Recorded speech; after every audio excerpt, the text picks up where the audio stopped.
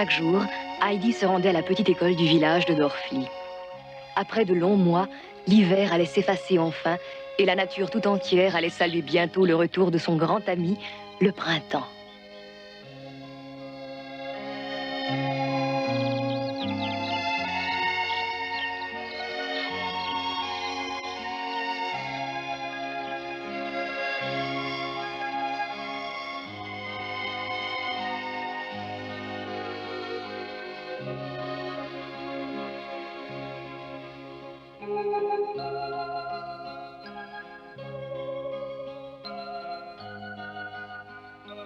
Et ne te sauve pas, Kiki. On retourne chez nous, dans la montagne. Heidi, on s'en va. Attends, grand-père. Kiki, si tu ne m'écoutes pas, je ne t'emmènerai pas avec moi. Allez, viens vite.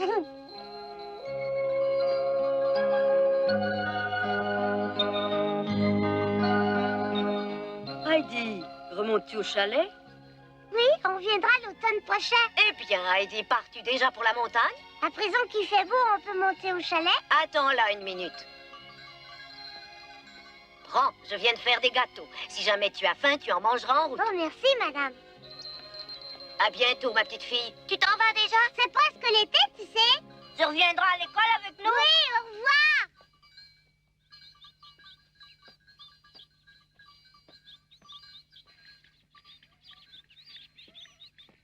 Grand-mère, voilà Heidi qui vient par ici. Tu es sûre? Grand-mère, je suis là. Je m'en retourne au chalet avec grand-père. Voici des gâteaux qu'une dame m'a donnés. Allez, prends-les. Mais voyons, ils sont à toi. Garde-les, ma chérie. Merci, tu es bien gentille. Prends, je t'ai dit. Pierre, lui, où est-il? Il est parti depuis tout à l'heure pour ramasser du bois en forêt. Ah bon? Bien, au revoir alors, grand-mère, à bientôt. Merci d'être passée, Heidi. À bientôt.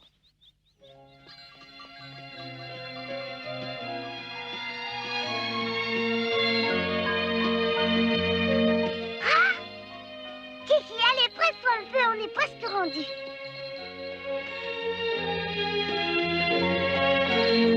Youpi!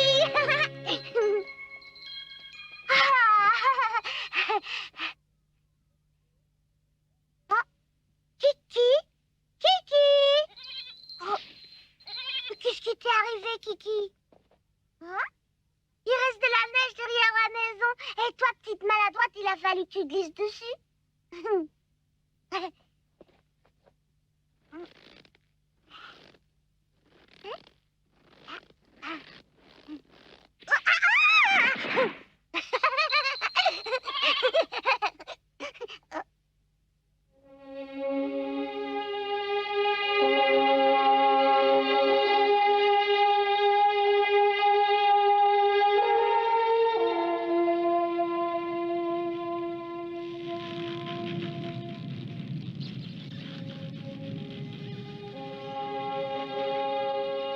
Bonjour, mes jolis sapins, je suis revenue.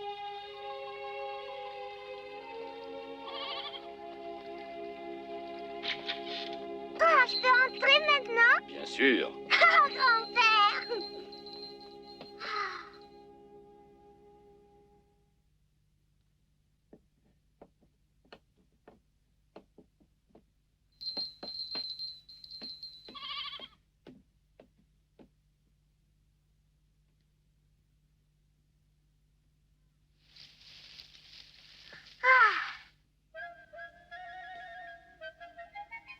Une dure besogne m'attendait. Il me fallut toute la journée pour nettoyer le chalet, ranger les affaires et faire les lits. J'avais du travail par-dessus la tête. Ce grand nettoyage de printemps m'avait creusé et le soir j'ai mangé d'un bel appétit.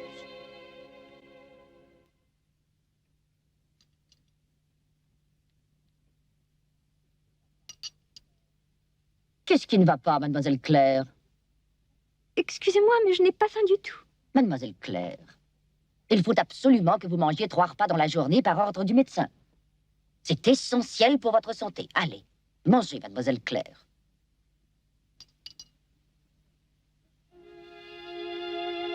Le soir, j'ai tellement sommeil que je monte me coucher dès que j'ai fini de manger. Les pâturages n'ont pas changé du tout. Pauvre Claire, toujours dans ton lit. Si seulement tu pouvais venir ici, tu verrais comme c'est beau. Moi, je suis contente d'être de retour. Le cairn et le drapeau de fer sont toujours là.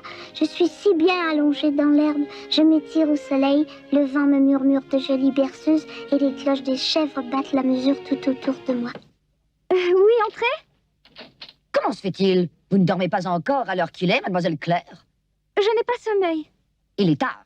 Allez, faites un effort, tâchez de dormir, vous avez besoin de sommeil. Oui, je sais. Bonsoir, mademoiselle Rougemont.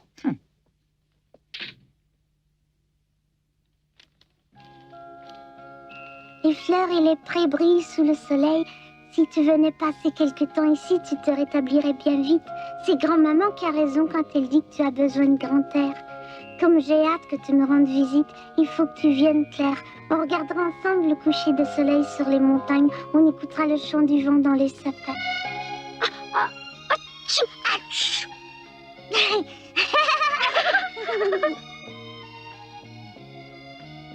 Que je pense qu'à Francfort, Claire ne va jamais plus loin que la cour de la maison.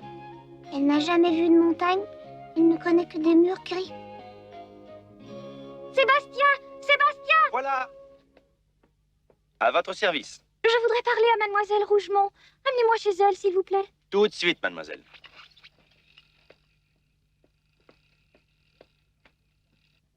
Vous ici? Auriez-vous déjà fini votre bain de soleil? Mademoiselle Rougemont, il faut écrire à mon père immédiatement. Hein? Pour quelle raison? Pouvez-vous me l'expliquer? À sa dernière visite, il m'a fait une promesse. Je ne voudrais pas qu'il l'oublie, et c'est pourquoi il est important que vous écriviez tout de suite. Quel genre de promesse? Je veux aller rendre visite à Heidi à la montagne. Hein? Il vous a promis d'aller dans les Alpes, dites-vous? Mais vous n'y songez pas, voyons. Vous osez prétendre que votre père vous aurait promis une chose aussi stupide? D'abord, c'est ridicule. Comment pourriez-vous entreprendre un tel voyage dans votre état? Mais je vous assure que je dis la vérité, mademoiselle Rougemont. Papa le confirmera lui-même. Écrivez-lui de venir. Que me chantez-vous là? Vous me prenez donc pour une folle? Ça n'a pas de sens. Monsieur Gérard ne ferait jamais de promesses semblables. Mais si, puisque je vous le dis. Bon, nous en reparlerons plus tard, avec monsieur. Vous faites mieux de lui écrire tout de suite, ou bien c'est moi qui le ferai à votre place. Ah, mais vous plaisantez, pas question. Inutile de discuter davantage, mademoiselle Claire. Pour l'instant, c'est assez. C'est l'heure de votre sieste. Sébastien, hein? Mademoiselle. Ramenez mademoiselle Claire dans sa chambre.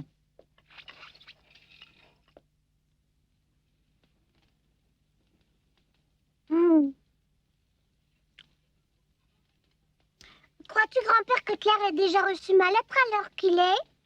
Sans aucun doute, ma petite chérie. Penses-tu qu'elle saura lire mon écriture? Bon, tu sais, on peut toujours espérer. Si j'ai pas de nouvelles, c'est que j'écris trop mal. Mais non, tu sais bien que je te taquinais. Mon petit doigt me dit que Claire est justement en train de t'écrire en ce moment. Peut-être c'est vrai. Bientôt, je vais sûrement recevoir une belle longue lettre.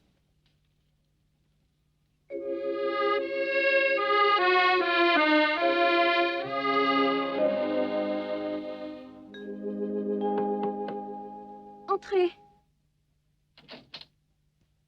Mademoiselle Claire, que se passe-t-il donc? Vous refusez de descendre manger maintenant? Vous vous sentez mal? Non, oh non. Bien, dans ce cas, venez manger sans tarder. L'heure du repas a déjà sonné. Pas avant que vous ne me permettiez d'aller voir Heidi. Quoi? Ai-je bien compris? Je vous prie de cesser immédiatement ces enfantillages. Allons, descendez manger tout de suite, ou vous allez vous rendre plus malade encore. Bon, eh bien tant pis, il m'arrivera ce qui doit m'arriver. Je vous défends de parler comme ça. S'il vous arrivait quelque chose ou le moindre malheur, monsieur Gérard ne me le pardonnerait jamais. Ce serait bien fait. Oh! Écrivez-lui. Dites-lui que je veux absolument faire ce voyage dans les Alpes. Je sais ce que j'ai à faire, mademoiselle Claire. Alors, sortez, moi je reste ici. Je vous répète de sortir, mademoiselle Rougemont, m'avez-vous entendu? Mademoiselle Claire, comment osez-vous?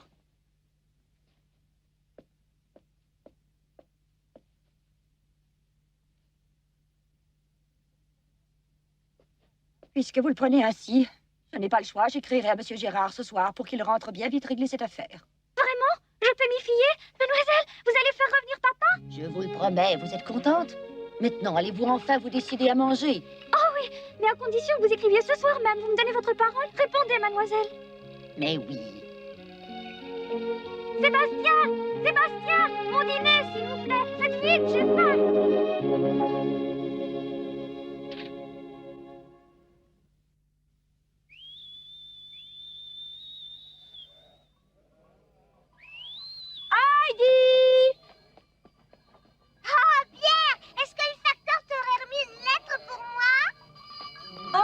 Non, pas encore.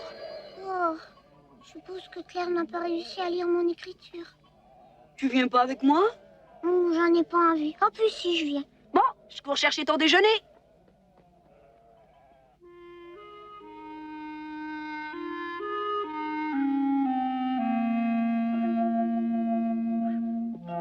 Qu'est-ce qui va pas? Heidi, est-ce que tu serais malade par hasard?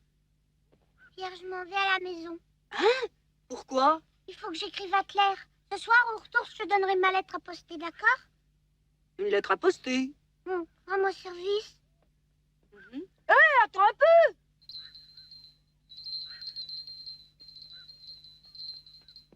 Kiki, tu ne viens pas avec moi. As-tu entendu ce que je t'ai dit? Reste ici. Reste avec Pierre. Il faut que tu manges de la bonne herbe si tu veux devenir grande. Oh, mais non, Kiki. C'est pas le moment de jouer. J'ai à faire. Va voir Pierre. As-tu compris? Va vite, Kiki. Allez, dépêche-toi.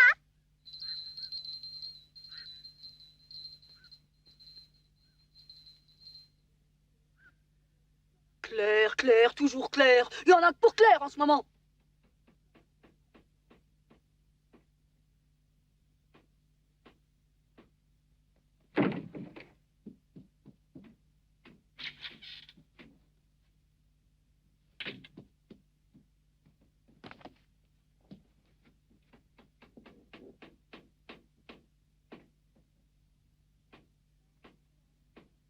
Chère Claire, est-ce que tu vas bien?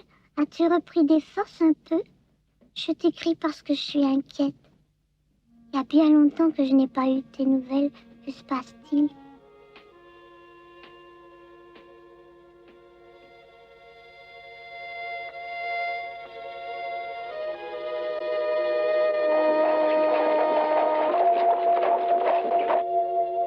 Ma petite Claire. Te voilà enfin. Ah. Mais attends que je te regarde. Pour quelqu'un qui voulait faire la grève de la faim, il me semble que tu as une mine resplendissante comme jamais. J'avais peur que tu aies oublié ce que tu m'as promis au moment de ton départ la dernière fois. Oh, j'ai tellement envie de revoir Heidi. Est-ce mon genre d'oublier? Voyons. Mais il faut que nous parlions un peu, toi et moi.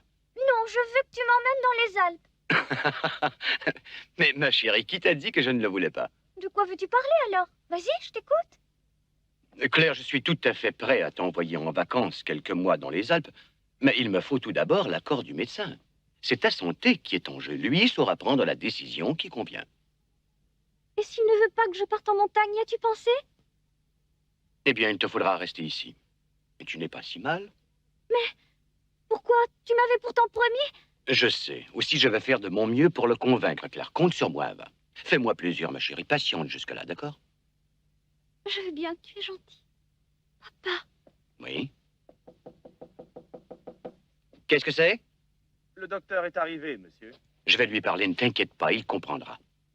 Merci, papa.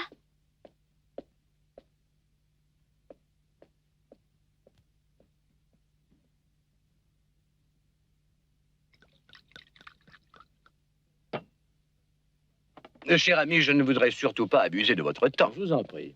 Allez-vous bientôt partir en vacances? Certainement. Il y a bien longtemps que je n'en ai pas pris. Je compte voyager. À vrai dire, je n'ai pas de projet précis. Mais que vouliez-vous me demander au sujet de Claire? Voilà. Elle tient absolument à aller rendre visite à son amie Heidi. D'ailleurs, c'est un peu de ma faute. Comment ça? Je ne vous suis pas, mon cher. Je vais vous expliquer. Quand la petite Heidi est repartie chez elle, il m'a fallu promettre à Claire qu'un jour, elle irait la voir dans les Alpes. C'était le seul moyen pour la consoler. Mais ça représente un très long voyage. Je le sais, c'est pour ça que je veux votre avis. Pour être franc, il ne fait pas de doute que la santé de votre fille s'améliore. Changer un peu d'air lui ferait énormément de bien. Elle a grand besoin de soleil. Alors, c'est que vous m'approuvez. Minute. Mieux vaut ne pas s'emballer trop vite, mon ami. Mais pourquoi? Savez-vous exactement ce qui l'attend là-bas? À supposer que j'accepte de l'envoyer en montagne, il faut qu'elle parte pour 1 mois, 15 jours minimum. Autrement, pareil voyage ne peut que la fatiguer. Je vois, il faudrait donc que Heidi et son grand-père veuillent la recevoir quelques mois. C'est bien ça, docteur? C'est un premier point. Mais en admettant qu'il soit d'accord et qu'il l'invite, reste maintenant à savoir si l'endroit lui conviendrait. Comme je vous l'ai déjà dit, je suis convaincu que l'air des montagnes ferait le plus grand bien à Claire. Mais si j'ai bonne mémoire, il me semble que notre petite Heidi habite en haute altitude, loin d'un village, isolé de tout. En outre, qui nous dit que là-bas, Claire pourrait se déplacer en fauteuil roulant? Alors vous préférez qu'elle reste ici? Ce serait plus sage, en effet. Je suis désolé pour elle. Bon, parfait. Je comprends. Mais que vais-je pouvoir lui dire?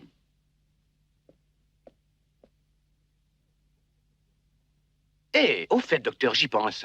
Mhm. Vous m'avez bien dit que vous ne saviez pas où aller en vacances. En effet. Eh bien voilà, vous n'avez qu'à partir là-bas, dans les Alpes. Hein? Moi? Oui, c'est une bonne idée, n'est-ce pas? Si vous allez vous-même sur place vous rendre compte, vous serez alors en mesure de juger si l'endroit convient à Claire. Et nous n'aurons plus à nous inquiéter. Une minute, vous permettez, c'est bien joli, mais... Vous êtes médecin, j'ai une confiance absolue en vous. Et si vous revenez avec une impression négative, nous n'en parlerons plus, promis. Écoutez, laissez-moi y penser.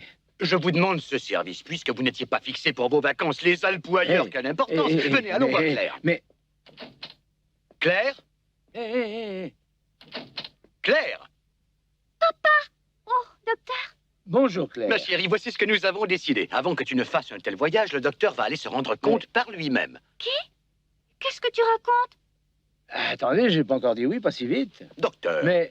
Claire, écoute-moi, le docteur pense qu'il ne serait pas sage de t'envoyer en montagne sans savoir d'avance s'il te serait facile de t'y adapter. Oui, mais... Mieux vaut prévoir, Claire. Il faut savoir être raisonnable. Imagine un seul moment que l'altitude ne soit pas indiquée pour toi, tu comprends? Oui. Mais qu'est-ce qui se passera si le docteur ne veut pas que j'y aille? D'ailleurs, ma santé et l'air des montagnes, ça m'est égal. C'est Heidi que je veux revoir.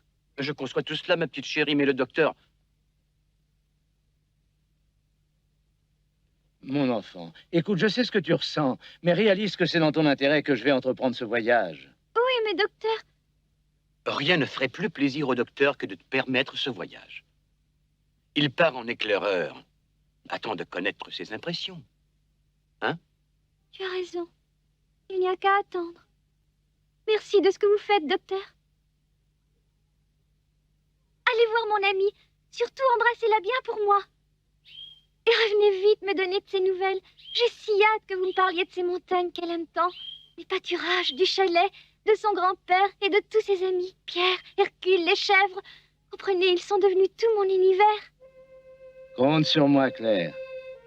Tu auras bientôt un rapport complet. Au fait, j'y pense. Puisque vous verrez Heidi, vous allez pouvoir lui remettre des cadeaux de ma part. Hein, vous voulez bien? Je sais ce qu'il lui faut. J'ai quelque chose pour son grand-père et aussi pour la grand-mère de Pierre. Bien sûr, ne t'inquiète pas, je me charge de tout. Merci, vous êtes bien bon. Tu es contente alors? Ah oui, je vais attendre votre retour patiemment. Bien, te voilà redevenue sage, ma chérie. Papa! Oh. Pourquoi t'en faire? Finalement, tout s'arrange, tu vois bien. Mille fois merci, docteur. Mais de rien. Je serai toi, Claire, je demanderai à mademoiselle Rougemont de préparer les cadeaux. Oh oui, et il faut que j'écrive à Heidi que le docteur arrive.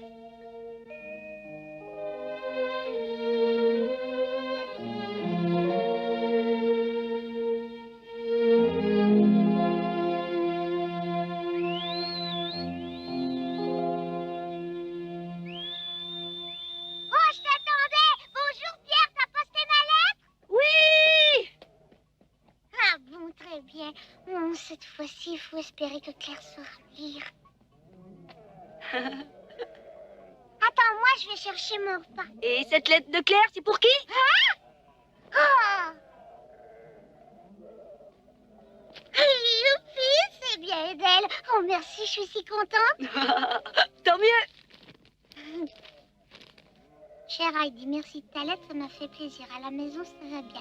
J'ai une bonne nouvelle à t'apprendre. Mon docteur va passer ses vacances dans les Alpes et te rendra visite. Oh, mais Claire s'en vient me voir. Ah, je suis heureux. Claire et son docteur s'en viennent en vacances ici, c'est formidable. Lui ai confié un cadeau à ton intention, c'est un manteau pour l'hiver. En plus, il y a un châle pour la grand-mère de Pierre. Elle doit être frileuse à son âge. J'ai aussi songé à ton grand-père, ça va de soi. Je lui envoie du tabac, je sais qu'il aime fumer, tu me l'as souvent dit. Oh. Pierre, elle t'a pas oublié, toi non plus. Elle t'envoie de belles saucisses. C'est vrai, hurrah! Un cadeau pour moi. Oh, c'est ce que je préfère, les saucisses. Je vais me régaler. Mais garde-toi bien de les lui donner en main propre. Hein? Gourmand comme il est, je parie qu'il pourrait les manger tout en même temps. Je te conseille de les porter à sa mère et à sa grand-mère afin qu'ils puissent avoir leur part avant ce glouton de pierre. Même si je sais qu'il a très bon appétit, ne lui en donne qu'un peu chaque jour. C'est vraiment pas juste, oh. J'espère que nous nous verrons bientôt. Si tu savais comme je m'ennuie de toi, j'ai tellement hâte de te retrouver. Je pense souvent à tes montagnes, ton amie Claire. Oh. Alors, tu es content, n'est-ce pas? C'est merveilleux. Youpi! Claire va venir, youpi! Pas une seconde, Heidi ne réalisa que Claire se voyait dans l'impossibilité de venir la retrouver pour l'instant. Son petit cœur gonflé d'allégresse, elle ne rêvait qu'au jour tant attendu de leur prochaine retrouvaille.